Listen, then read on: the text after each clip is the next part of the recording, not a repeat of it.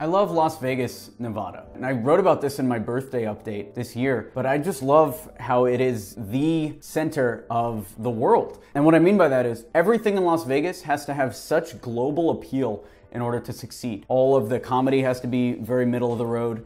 All of the art has to be very middle of the road. So I love going to Vegas and walking around on the Strip and getting a feel for what the world actually wants. But recently, I was in downtown Vegas, which is a very high crime part of the city. And I was parked outside of a Thai restaurant and for some reason left the door of my car unlocked with a backpack full of some gear in the front seat, a laptop, like maybe $2,000 worth of stuff.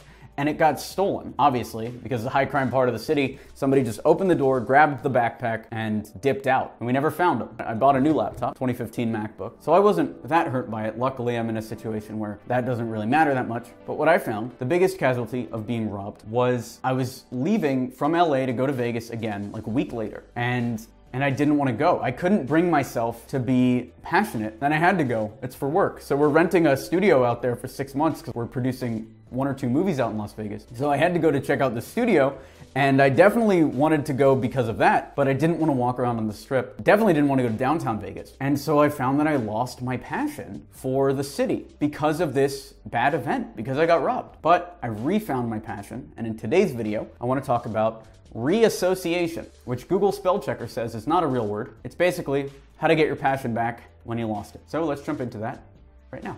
So let me take you back in time. A couple weeks ago, I had just been robbed. It's a week later. I have to go check out this apartment and I'm leaving LA, and I realized I didn't want to go back to the city. So I thought about why.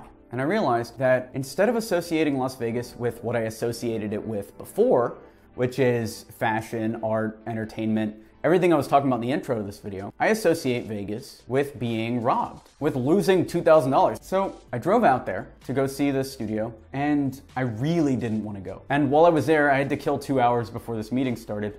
So I did what I normally do. I was walking around the Strip. I was in the Wynn Hotel, the Encore Hotel, just kind of walking around, going into the high-end shops, and I wasn't having fun. I didn't like it at all. I was almost burned out on it. Where if you rewound even a week before, I was loving it.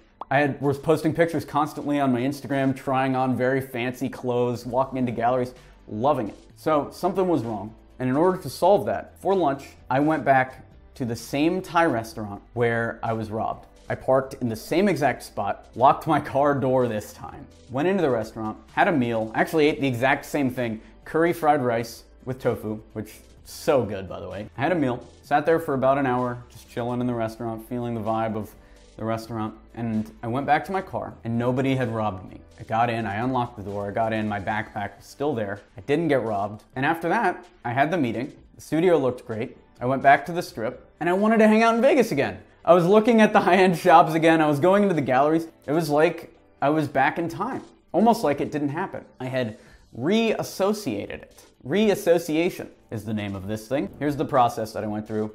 If you fall out of love with something that you used to love, I assume it's not just a city. I assume this will work with any sort of passion or anything that you're burnt out on. If you fall out of love with that, here's what to do. 1, identify a negative event that happened regarding the thing that you love. Maybe you had a bad date at a restaurant and now you don't like that restaurant anymore. It might be somebody said something really off-putting about your business or your art and now you don't want to draw anymore. Whatever it is, identify what that negative event was. Step 2, go back to the place where the negative event happened and have a good time there. That could mean going to the same location, that could mean watching a movie, that could mean reading the same book, even going to the same website. Let's say you were getting trolled super hard on Reddit, which has never happened to me. I only get good vibes on Reddit every single time, But let's say, hypothetically, I posted something on Reddit and everybody tore it apart. Going back and posting anything else on Reddit, even an article that I know is gonna do good, like maybe a news article on /r news, will reassociate that and get me back into it. Step 3,